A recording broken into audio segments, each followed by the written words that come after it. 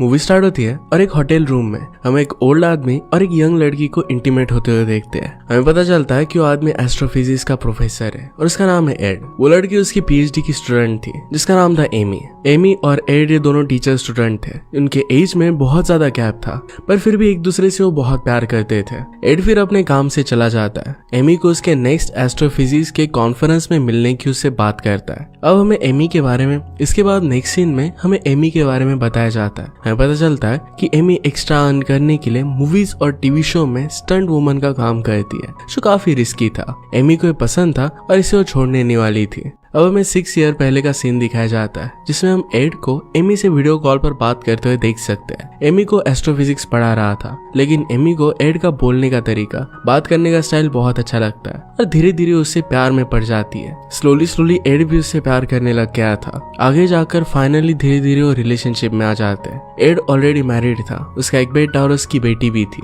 लेकिन फिर भी वो एमी को प्यार करता है। अब ऐसे ही दोनों की रिलेशनशिप काफी समय तक चलती है, इसमें कोई भी प्रॉब्लम नहीं आती। अचानक से एक दिन एड गायब हो जाता है। एक दिन एमी उसे कॉल करती है और एड उसका कॉल नहीं उठाता और बदले में उसे मैसेज भेजता है। इसके बाद फिर एमी के घर पर एक पार्सल आया जिसमें फ्लावर्स और एक डीवीडी थी। इसे प्ले करने के बाद एड का इसमें उसे वीडियो मिला। एड ने एमी के लिए एक मैसेज छोड़ा था। उसने कहा कि मैं तुमसे इतना प्यार करता हूँ कि अगर मर भी जाओ फिर भी तुम्हारे लिए वापस आऊंगा। एमी इन सब बातों से बहुत ही इमोशनल हो गई। उसे समझ नहीं आ रहा था कि एड ने एक्चुअल में वीडियो भेजा क्यों है। इसके बाद एड का स्ट्रिंग थ्योरी पर कॉन्फ्रेंस होने वाला था। इसके बारे में उसने एमी से भी बात की थी। एड वहां पर आने वाला है। जिस दिन कॉन्फ्रेंस था एमी उस कॉन्फ्रेंस में आती है। कॉन्फ्रेंस स्टार्ट होने से पहले एमी को एड का मैसेज आता है। उसे कहता है तुम कॉन्फ्रेंस छोड़कर चली जाओ। एमी को लगता है कि एड मजाक कर रहा है क्योंकि पूरी कॉन्फ्रेंस एड की ही थी। एड का लेक्चर अटेंड करने के लिए सारे लोग यहाँ पर आए हुए थे। इसे मजाक समझकर एमी वहां से नहीं जाती।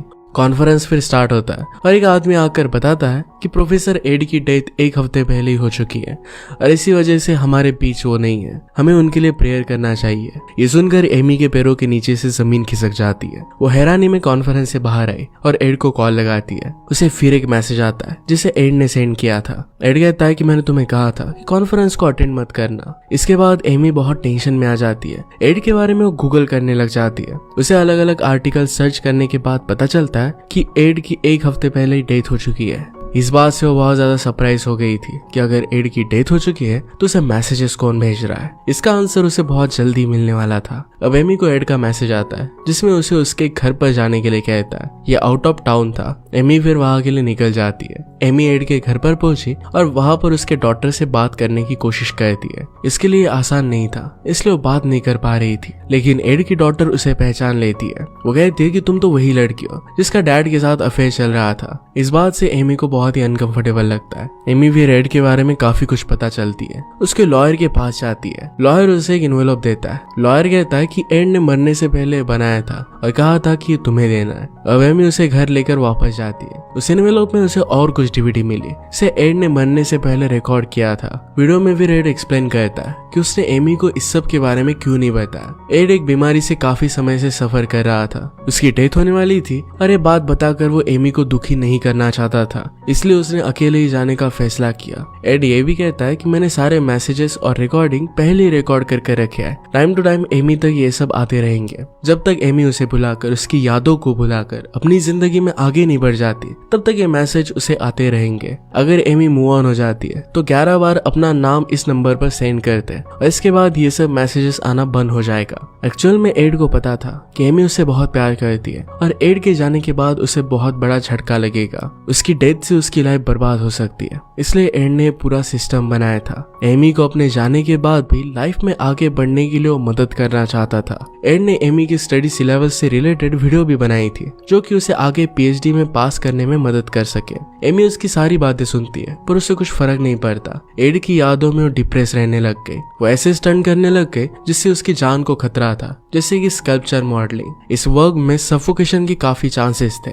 एमी को एड के काफी मैसेजेस आते हैं, इससे उसे लगता है कि एड कहीं नहीं गया है। अब एक दिन एमी उसी होटल में जाती है जहाँ पर वो और एड मिला करते थे। वहाँ की वेट्रेस एमी को एक लेटर देती है। इसमें एड का मैसेज था। उसे एक पार्सल भी मिला जिसमें एड का टी शर्ट था। टी शर्ट को पहनकर एमी उसी रूम में एड को याद कर सो जाती है। धीरे धीरे एमी अपना लाइफ में अच्छा करने लग गई थी। एक दिन उसे फिर से एक मैसेज मिला जिसमें एड एमी को एक जगह जाने के लिए कहता है। वहाँ एक इन्वेलॉप में एड का मैसेज था। इसमें वो एमी को एक पूरा घर गिफ्ट कर देता है। उसे उसी घर पर जाने के लिए कहता है। अब एमी वहाँ पर गई। एक आदमी एमी को उस घर के पास के नदी पर लेकर जाता है। एमी को कहता है कि एड उसकी बातें किया करता था। एड से मिलने के लिए काफी लोग आते थे, लेकिन वो ज्यादा अकेला रहना पसंद करता था। फाइनली एमी उस घर पर पहुंच जाती है जिसे एड ने अब उसे दे दिया था। आज एड का बर्थडे था और वहां पर पहुंचकर एमी को एक लैपटॉप मिलता है जिसमें वो वही रखी हुई डीवीडी डालती है। इसमें एड का और एक मैसेज था। एड वीडियो की स्टार्टिंग में एमी को कहता है कि तुम्हें याद होगा कि आज मेरा बर्थडे है, ये लैपटॉप मैं तुम्हें गिफ्ट करता हूँ। एड उसे एक कैफे में जाने के लिए कहता है जहाँ वो उसका बर्थडे सेलिब्रेट कर सकती है।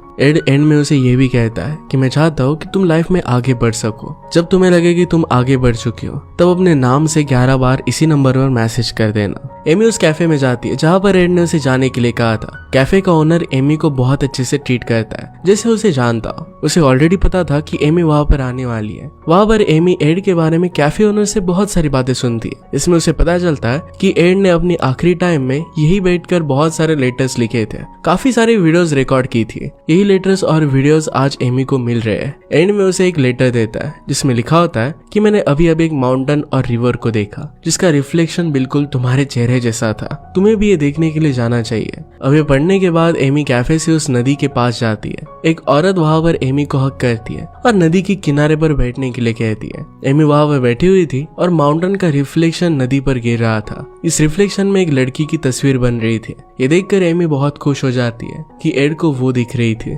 वो एक्साइटमेंट में एड को ऐसा मैसेज कर बताने लगती है, पर फिर उसे रियलाइज होता है कि एड अब उसके साथ नहीं है। इस बात से वो बहुत दुखी हो जाती है। एमी घर पर आई तो एड का एक दूसरा पार्सल उसे मिलता है। इसमें उसे और एक डीवीडी मिली। एमी उसे प्ले कर देखती है। वीडियो में एड ने एमी को कहा था कि मुझे तुम्हारा एक सीक्रेट पता है। ये सीक्रेट तुमने मुझे कभी भी बताया नहीं था। एड ने कहा कि मुझे पता है कि तुम्हारे डैड की डेथ एक एक्सीडेंट में हो गई थी। इस चीज के लिए तुम खुद को जिम्मेदार मानती हो।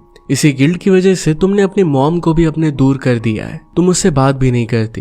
ये सारी चीजें एड ने मरने से पहले एमी के मॉम से जानी थी। एड एमी को कहता है कि तुम्हें इन सब बातों का गिल्ट नहीं रखना चाहिए, अपने मॉम से जाकर बात करनी चाहिए। ये मैसेज सुनकर एमी को बहुत गुस्सा आ जाता है क्योंकि अपने मॉम के साथ उसका झगड़ा हुआ था। इसी गुस्से में डीवीडी को लैपटॉप से निकालकर बॉन फायर में डाल देती है। एमी ऐसा कर ऊपर के रूम में चली गई, लेकिन तब उसे रियलाइज होता है कि उसने गलत किया। उसे एड की बहुत याद आती है और वो डीवीडी जलते हुए आग से निकाल देती है, लेकिन फिर भी वो खराब हो चुकी थी। इससे और एक बड़ी गलती एमी ने कर दी थी। उसने गुस्से में 11 बार अपना नाम टाइप कर एड को मैसेज सेंड कर दिया था। अब उसे एड का कोई भी मैसेज नहीं आएगा। इस बात से वो बहुत दुखी हो जाती है। अब अगले दिन तक एमी को एड का कोई मैसेज नहीं आता। अब नेक्स्ट डे भी एड का उसे कोई भी मैसेज नहीं आता। इस बात से वो समझ जाती है कि उसने बहुत बड़ी गलती कर दी। वो उस जले हुए डैमेज डीवीडी को रिपेयर करवाती है, पर फिर भी वो पूरी तरीके से ठीक नहीं होती। अब एमी एक कन्फेशन रिकॉर्ड करती है जिसमें हमें पता चलता है कि एमी और उसके डैड एक दिन कहीं जा रहे थे। तब एमी ड्राइव कर रही थी।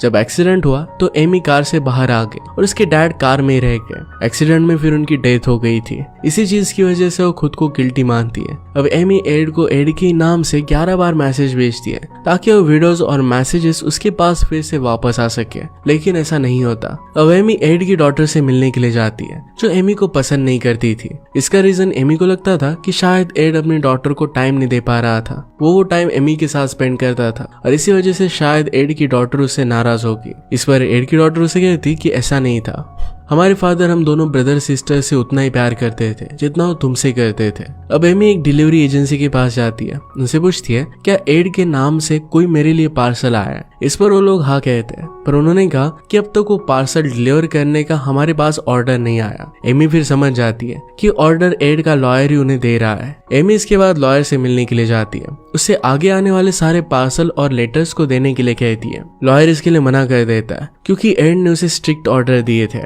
लॉयर कहता है कि भले ही अब एड जिंदा ना हो, पर उसने जो भी इंस्ट्रक्ट किया था वो सिस्टम वैसे ही चलेगा। जब तक उसे ऑर्डर नहीं मिलता तब तक उसे आगे लेटर्स नहीं भेज सकता। अब एमी दुखी होकर वहां से जाने लग जाती है। एड अपने लास्ट टाइम में क्या कर रहा था ये उसे पता चलता है। वो क्रैब नेबुला नाम के एक स्पेस इवेंट को देख रहा था। एमी भी उसे देखने के लिए जाती है। तभी वहां पर एड की डॉटर को उसे कॉल आता है, उसे मिलने के लिए बुलाती है। डॉटर ने उसे कहा कि अब मैं तुम पर गुस्सा नहीं हूँ। उसे अपने फादर का प्यार समझ में आया है। आखिर में उसे एक कैम रिकॉर्डर देती है। ये कैम रिकॉर्डर एड का था। इसे लेकर एमी घर पर आई। एमी ने रिकॉर्डर में चेक किया पर उसे कोई भी वीडियोस या फोटोज नहीं मिलती। अब एमी उसके एक फ्रेंड से मिलती है। उसे बताता है कि एड अपने लास्ट समय में एक सिस्टम बना रहा था जिससे वो हमेशा जिंदा रह सके। ये सब एड का करना उसके फ्रेंड को सही नहीं लगा था, इसी वजह से उसने एड को सपोर्ट नहीं किया। इसके बाद फिर एमी वापस एड के पेरिस के घर पर आ जाती है। उसे लग रहा था कि शायद एड की वहां पर कोई लेटेस्ट या फिर उसकी कोई डायरी मिल जाए, लेकिन ऐसा होता नहीं। उसे वहां पर बोट वाला आदमी एक पर्स देता है जो एक दिन एड के हाथ से गिर गया था। एमी को उसके अंदर कुछ मेमोरी कार्ड्स मिले। एमी ने जब उसे एक्सप्लोर किया तो एड की उसे काफी सारी वीडियोस मिली। ये वही वीडियोस थी जो एड ने एमी के लिए रिकॉर्ड की थी। इसमें कुछ मिस्टेक्स की वजह से वो वीडियो एड ने वापस रिकॉर्ड की थी। इन वीडियोस में एमी देख पा रही थी कि अपने लास्ट टाइम में एड काफी कमजोर हो गया था। उसे छोटी छोटी चीजें याद नहीं आ रही थी। इतनी मुश्किल में भी वो वीडियोस बना रहा था। इस चीज को देखकर एमी रोने लग जाती है। एमी को रियलाइज होता है कि एड जो चाहता था वही उसे करना चाहिए, अपनी लाइफ में मूव ऑन होना चाहिए। एमी फिर अपने मॉम से काफी सालों बाद मिलती है। वो अपने स्टंट का काम भी फिर से करने लग गए जिससे उसे खुशी मिलती थी। ऐसी एक दिन एमी जब अपने घर पर आती है तो उसे पता चलता है कि वहां पर चोरी हो गई है। वो टेंशन में आ जाती है। तब उसे एड की लिखी हुई एक डायरी मिलती है। इसमें एक ब्लैंक पेज पर पेंसिल से लिखने का प्रेशर था। इसे एमी ने पेंसिल से रब कर पढ़ा। उसे पता चलता है मैसेज और लेटर वापस आने के लिए उसे 10 बार एड का नाम टाइप कर सेंड करना है। और कुछ समय बाद एड के मैसेजेस उसे आने लग गए। एमी इस बात से बहुत खुश हो जाती है। एड के हर एक मैसेज का वीडियो रिप्लाई कर भेज देती है कि एड की बातों से उसने क्या सीखा। अब एमी की मॉम उसे एक लेटर देती है जो एड का ही था। उसमें एमी को उसने एक लाइब्रेरी में जाने के लिए कहा था। वहां पर पहुंचकर एड का एक वीडियो आता है जिसमें वो कहता है कि उसने कल एक सपना देखा था। इसमें कई दूसरे यंग लड़के एमी के पीछे जा रहे थे। एमी उन्हें रिस्पॉन्ड नहीं देती। एड को इस बात से रियलाइज हुआ था कि एमी को मूव ऑन करने के लिए किसी और के साथ रहना चाहिए। उसे भी अपने लिए पार्टनर ढूंढना चाहिए। इसके रिप्लाई में एमी कहती है कि तुम एक इडियट हो। अपने लास्ट समय में तुम्हें वीडियो नहीं, अपनी फैमिली के साथ टाइम स्पेंड करना चाहिए था। इसके बाद उसे एड का और एक लेटर आता है। इस लेटर में एड उसे अपनी स्टडी पर ध्यान देने के लिए कहता है। एमी बिल्कुल ऐसा ही करती है। एमी एड ने बनाए हुए स्टडी के वीडियोस को देखती है और इससे अपना पूरा स्टडी का सिलेबस पूरा हो जाता है। एमी अच्छे ग्रेड से पीएचडी पास कर लेती है।